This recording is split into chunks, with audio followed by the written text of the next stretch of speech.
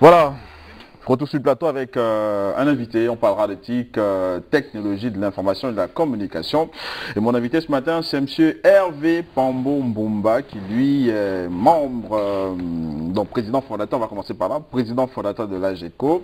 Il va nous dire de quoi il s'agit. Charge de mission à la primature, hein, et puis vous êtes membre du Parti démocratique gabonais, quand même, il faut le dire. Hein. Vous avez été membre du comité central du PDG pendant le 8e congrès. Hein. On va ici... Bien avant d'ailleurs. Bien avant aussi, bien avant.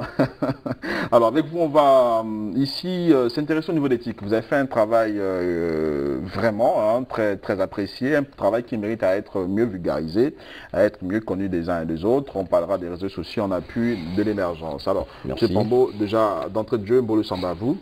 Bonjour. Alors, merci d'être avec nous ce matin et on voudrait un peu savoir de quoi s'agit-il exactement quand on parle des réseaux sociaux et qu'est-ce que vous avez sorti comme réflexion récemment. Je vous remercie d'abord d'avoir bien voulu, disons, accepter, disons, de me recevoir à votre émission. Oui. Donc, je m'appelle Hervé Pambo Mbumba et je suis généralement internaute. Internaute, oui. Internaute, c'est-à-dire que j'évolue justement dans l'environnement justement d'éthique, oui, d'Internet et surtout d'éthique.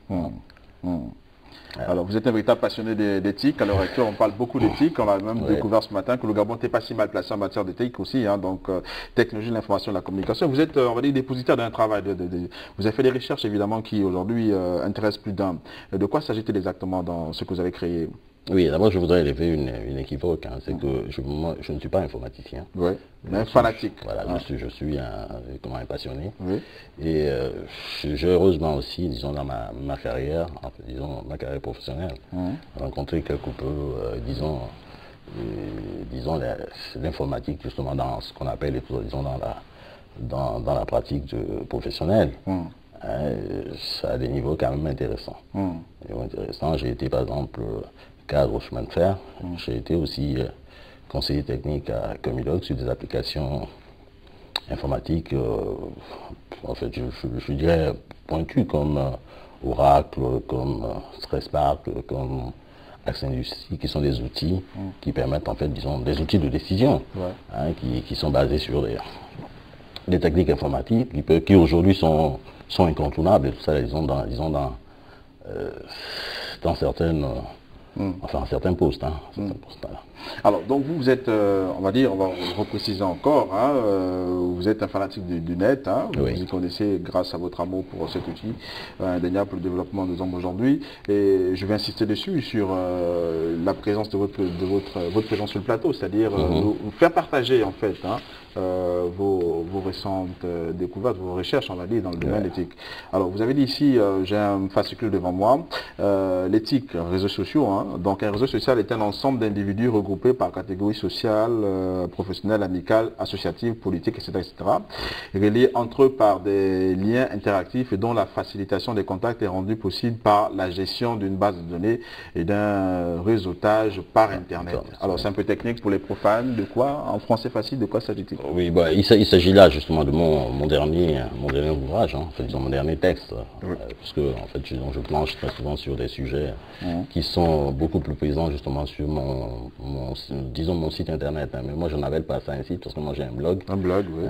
J'ai un blog. Bon, la différence justement entre le site et le blog, c'est que le blog est plus, disons, est communautaire, hein, c'est-à-dire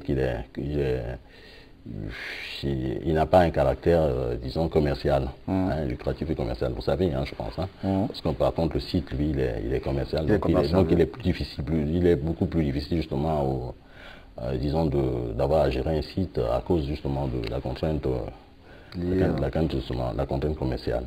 Donc, sur ce blog, sur le blog que je tiens, justement, je fais apparaître, disons, de façon régulière justement un certain nombre de travaux, disons, sur la préoccupation que j'ai, disons, d'apporter ma contribution, ma modeste contribution justement développement justement des TIC.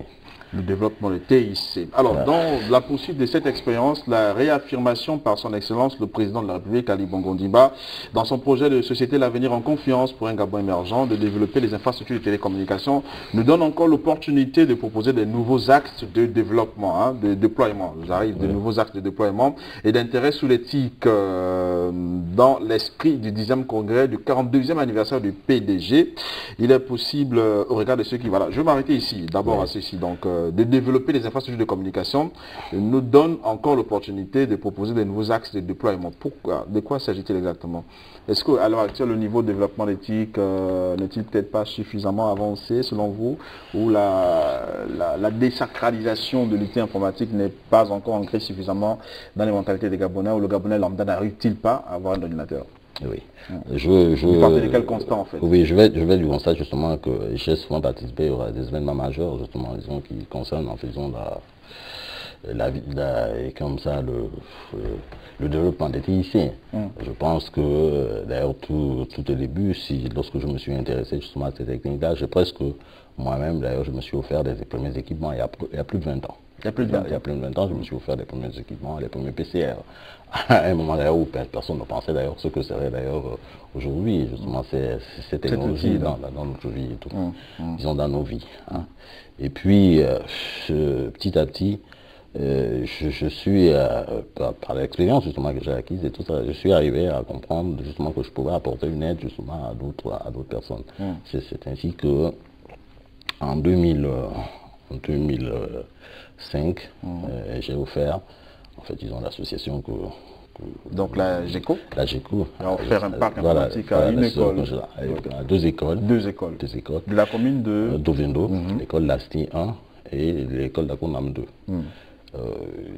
J'étais conscient d'ailleurs de ce que je faisais, j'étais conscient parce que je pense justement avoir mis, en fait, disons, toutes les chances de mon côté pour que ce soit une réussite. Mais c'était pas évident, J'ai eu la chance, justement, disons, de rencontrer, surtout à l'école de la SNI, un jeune directeur. C'est ce que j'appelle ici, disons, la rencontre de deux générations d'exception. La mienne, justement, et celle disons, d'un jeune compatriote qui a tout de suite compris, justement, les enjeux. Insérer l'outil dans le quotidien des enfants. A saisi, justement, disons, ces enjeux-là. Et puis, ça a donné un résultat, disons, presque inespéré, parce que l'école, aujourd'hui, elle est presque, disons, la première école publique au Gabon, disons, en matière d'intégration justement des TIC, disons, dans son fonctionnement sur, disons, la gestion administrative et pédagogique. Ce d'ailleurs qu'on ne trouve même pas d'ailleurs à une école, à l'école pilote qui est presque mitoyenne de l'éducation nationale. On ne trouve pas la même chose. Et donc, il a fallu justement que quelqu'un, disons, quelqu'un qui avait peut-être la passion, et puis, disons, et encore que là, je n'avais pas que la passion aussi, je répondais. Je reprendrai aussi à une volonté politique, puisque tout à l'heure vous avez décliné certainement aussi votre cursus politique, évidemment. Je répondais à cette volonté politique qui veut que, de toute façon, lorsqu'on a un projet de société, il est tout à fait normal que ce soit ceux de ce bord-là, justement, qui le mettent justement en pratique. Qui le mettent en musique, comme on le dit.